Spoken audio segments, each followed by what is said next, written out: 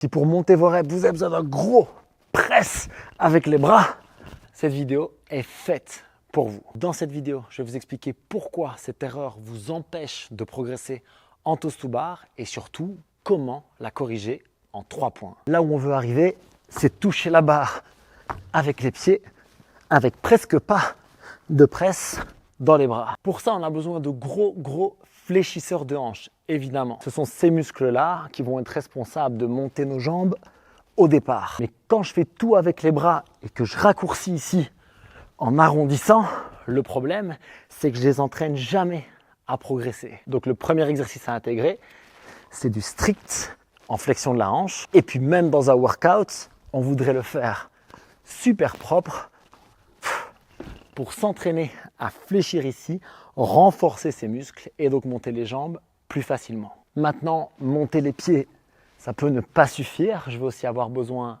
d'enrouler le bassin. Ça, on peut commencer à l'apprendre en enroulant les genoux vers les épaules, mais à la force des abdominaux. Pas avec les jambes, mais simplement en me concentrant sur le gainage ici, pour vraiment enrouler ce bassin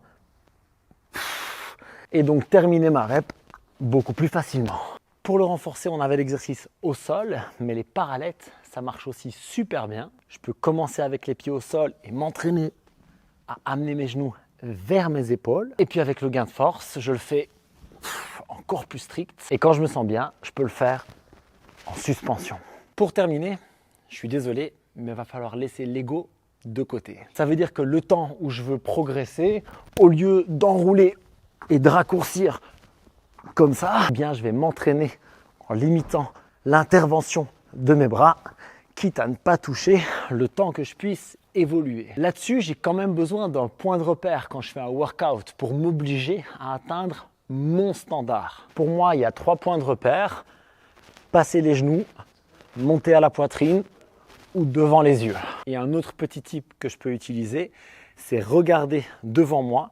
Lorsqu'il y a des plaques au sol, je vais regarder le nombre de plaques que mes pieds atteignent. Ça me donne un point de repère que je vais essayer d'atteindre à chaque rep. On fait donc la flexion de la hanche, l'enroulé du bassin et le travail en keeping, même sans faire rep. Et avec ce trio-là, bosser 1 à 2 fois par semaine, vous allez exploser en toes to bar. Maintenant, si le travail en strict dans les fléchisseurs de la hanche vous intimide un petit peu, je vous recommande cette vidéo où je vous donne des exercices spécifiques pour bosser ça et avoir les jambes qui s'envolent sans forcer. On continue à s'entraîner avec intensité et intelligence. Je vous retrouve tout de suite juste là.